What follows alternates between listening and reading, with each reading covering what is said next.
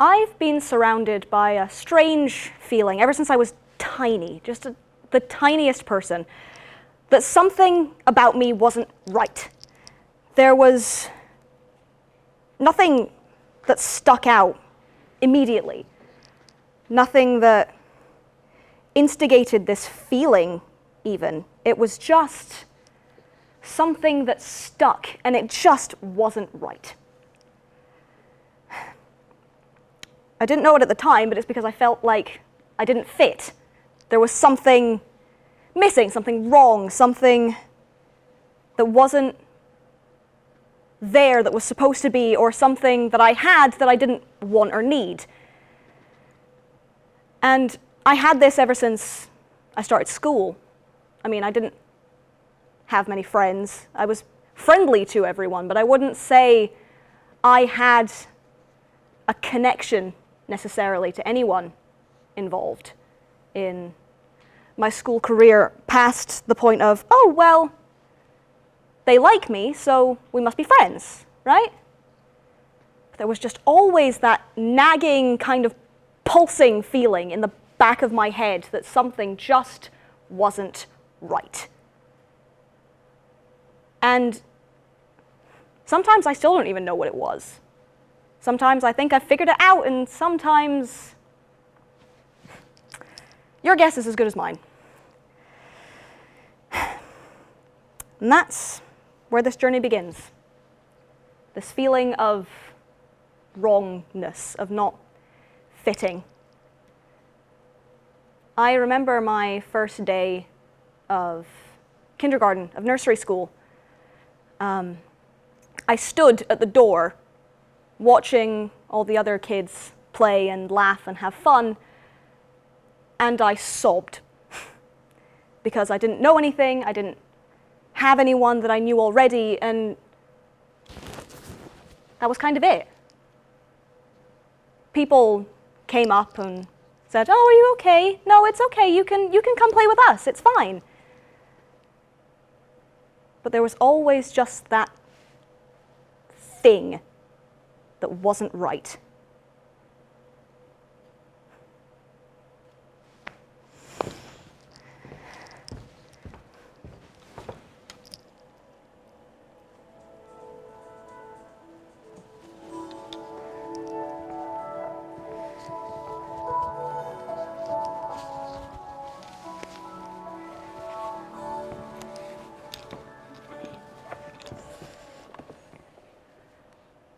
When I was younger, I had no real guy friends. And that's something that I really, really wanted, and I couldn't figure out why. There was just no accommodation for it, really. I mean, I barely knew anyone outside of my family. And everyone I did know, well, they weren't the guys, you know. I had male relatives, and that was kind of it. And I always felt this disconnect between myself and everyone around me. It's a common theme, I suppose. You always feel like you don't belong, there's something wrong, because, oh, Stacy doesn't want to play with you today, so that's it. You're banjaxed, and there's nothing you can do about it. I do remember, though, the odd opportunities I got to play with the guys when I was 10 or so. I was stuck at the side. When they were playing army guys, I was their medic. I sat beside this very, very specific tree. And I waited until someone had fallen down a hill or was shot, and then I'd have my moment, and I'd just go back. Because I wasn't built for the rest of the game. You know, I was small, I was fragile, I was this thing that needed to be protected, not necessarily something to get involved in this fun game that I desperately wanted to be a part of, and I didn't know how to bring up to anyone that I wanted it, and I wanted it so bad. But there were only so many toy guns, and I had plenty of plastic teacups to wedge into hedges in the little dens I'd made around the houses I grew up in the vicinity of. I think in my hometown there's still a little pink and purple plastic teacup wedged into the twisting branches of a hedge that has been there for over a decade now. I built myself safe havens because that feeling of being not right was there. And if I could build a little place that was mine, full of things that I liked, things that I enjoyed, I'd be fine. You know, I can just stop thinking about what is wrong with me? What isn't clicking? Why am I not one of you? Or why am I not enough on my own?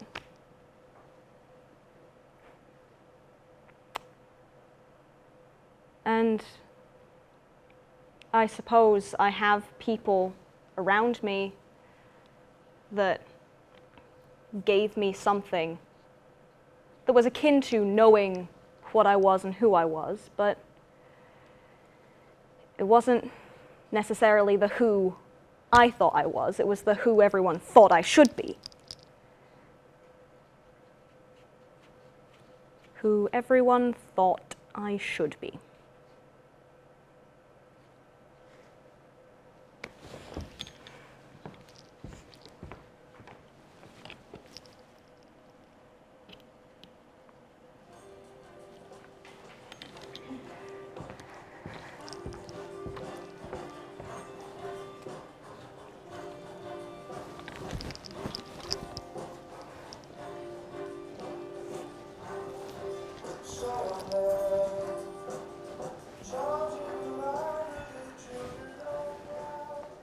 I would argue the 15-year-old version of myself is the best one.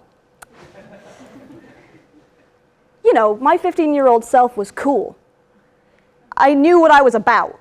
I had this thing that was mine, and the thing that was mine was music.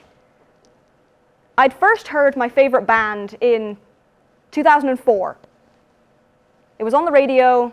American Idiot by Green Day was blaring, and I'm sure that comes as no surprise. I found comfort in the music that they made because as I grew up, I got angrier and angrier and angrier, and I never actually showed it to anyone, but it was always there. It was always bubbling under the surface, this immense anger and frustration, and I didn't know where it was coming from, but I knew it was there. And I knew that it was strangely important to who I was as that person. I got bolder. I stood up for other people. I didn't have worries or anxieties quite as much because you can't be scared when you're angry. That's something that I heard a lot, actually, growing up. Mainly from my older brother. You can't be scared when you're angry. If you play angry music and you play a scary game, the jump scares don't get you. Because, frankly, you're too pissed off to be scared at the thing screaming at you, trying to claw at you and get you. And I found a weird comfort in that. So I started listening to angry music. Green Day's still my favorite band. But I had other angry songs. I had bands like Rise Against and Fall Out Boy. And yeah, I broke it up with a little bit of Panic at the Disco here and there, but can you blame me? It's all bops. I cut my hair short, and that felt good. It felt right to have this kind of liberation. I'd had a bob for years, and I looked like a middle-aged mum, and it was time to just let it go and be the person that I actually wanted to be, this strange, almost caricature, I guess, of traditional anger under the guise of what I think is probably one of the nicest people you'll ever meet. I mean, I never got into fights. I never really had any issues with people. More often than not, people had issues with me. God knows why. I just kind of sat there and was broody and maybe sometimes a bit irritable, but it wasn't anything terrible. I mean, people in my classes, they'd have big bust-ups in the playground. I'd just be sat there reading a manga or something in the corner, being, in retrospect, a massive nerd. And there's that big disconnect again. There are pieces of me that don't fit. And they don't quite fit together, not as you'd think they should. You wouldn't suspect the weeb in the corner being the angriest one in the room. But I was. Some might say I inherited my father's anger management problem. Some might say I was just a hormonal teenager. I say, why not both? Both is good.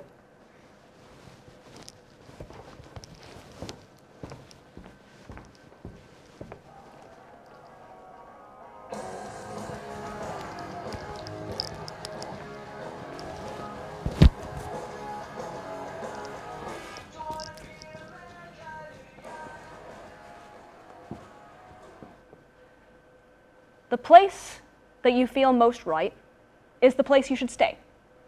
I'm sure we can all agree. If something feels correct, then you should stay there.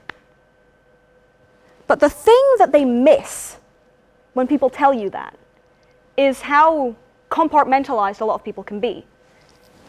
I have very strict versions of myself for various different places, for my jobs, for my college work, for my family, for my friends. They're all me, and they're all at their core the same person, but not quite. There's subtle differences. I'm not outgoing with people I don't know, as an example. So, you know, if you try and get me to go out somewhere, you better have known me at least 5 years before you even try. There's the version of me that is confident and belongs right here on a stage. There's the piece of me that is currently stuck in a load of rope. And there's the piece of me that's smart enough to make it loose. There's the piece of me that plays video games at 3 a.m. when I've got a class at 9. There's different pieces of me everywhere.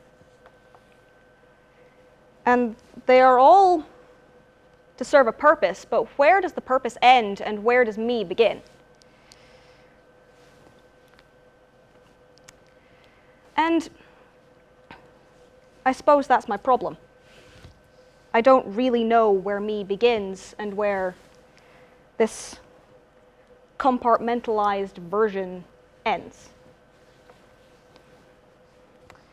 I don't really know who I even am in the definitions of a lot of people. I thought I knew when the university started, and I thought I knew when I left school.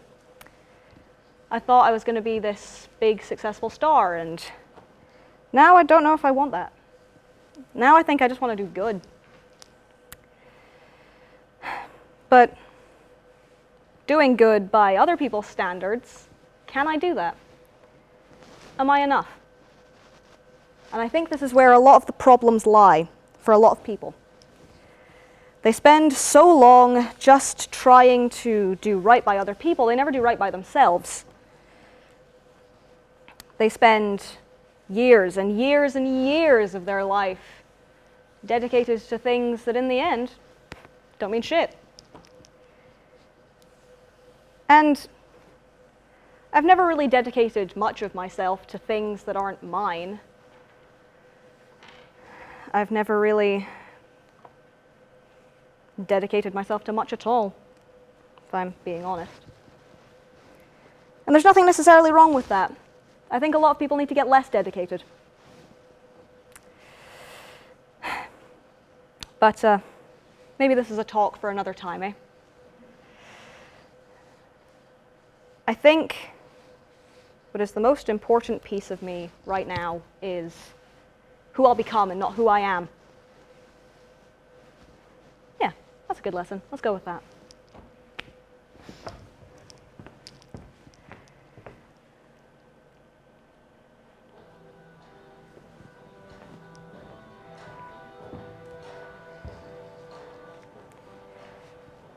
And now here we are.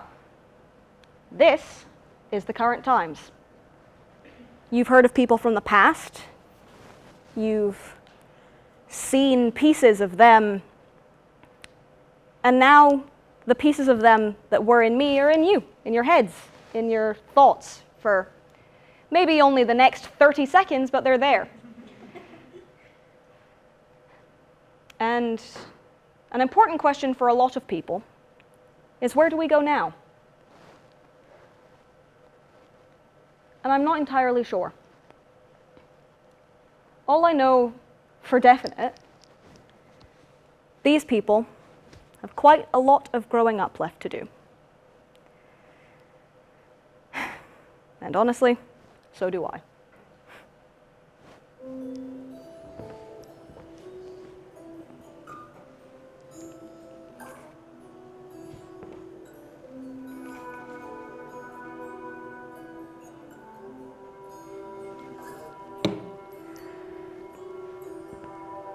Awake, awake, you children bold, take hold of all your books and fold the corners. They warned us, a storm is coming on. What do you mean you've lost your scarlet welly boots? Do you know what they cost? Wear a raincoat, or it'll soak you to the bone. What's it like? The children ask. It's just like falling snow. I am above you, and I love you. Don't you know that I'll be with you all along as you are kind to those who are not strong and cannot find their scarlet welly boots, 'cause when it's cold, I'll wrap my scarf around you, and when it's hard, I'll place your head into my hands, and when you scream that it's not fair, it's like I've gone off to the coast, left you behind, just standing there, pretending not to see your ghost. If only you could hear my voice, but you're all screaming far too loud to hear me swear. Just because I left, it doesn't mean that I'm not still there.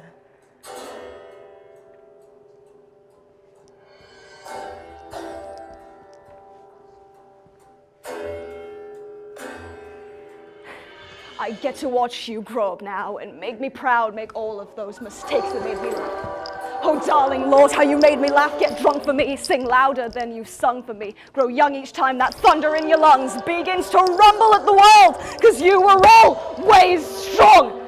When you were young, you'd kick things just to see if they would fall.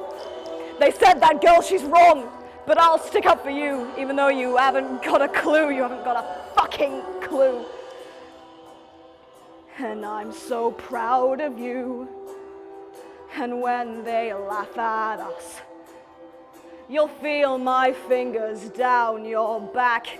And when you scream I'm not all right, and throw my picture at the wall, you were supposed to be my light and keep me safe against them all. How could you leave me here? You'll scream, and louder I'll scream back to you from that unknown. and say, I know you're strong enough, I know you're strong enough, I know you're strong enough to do this on your...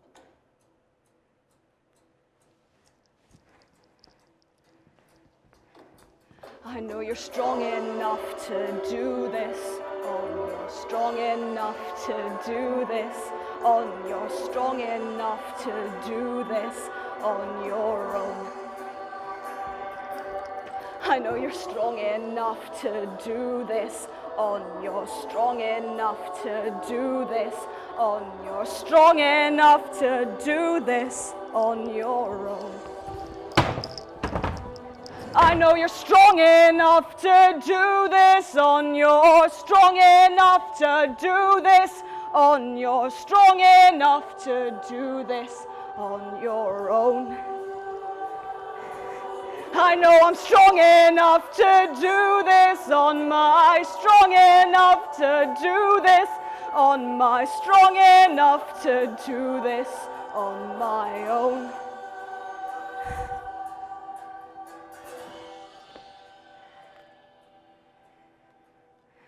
Years from now at night, that storm will break. You'll step outside to feel it shake and barefoot walk across the lawn. You'll miss me. Jesus Christ, you'll miss me just as much as all those years ago. And you'll look up at the storm. You'll say, I've been so scared you left me here behind. Do you not care? How the fuck am I supposed to carry on without you here?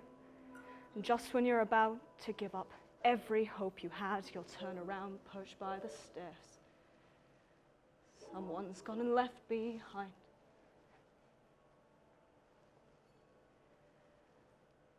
A brand new pair of scarlet welly boots.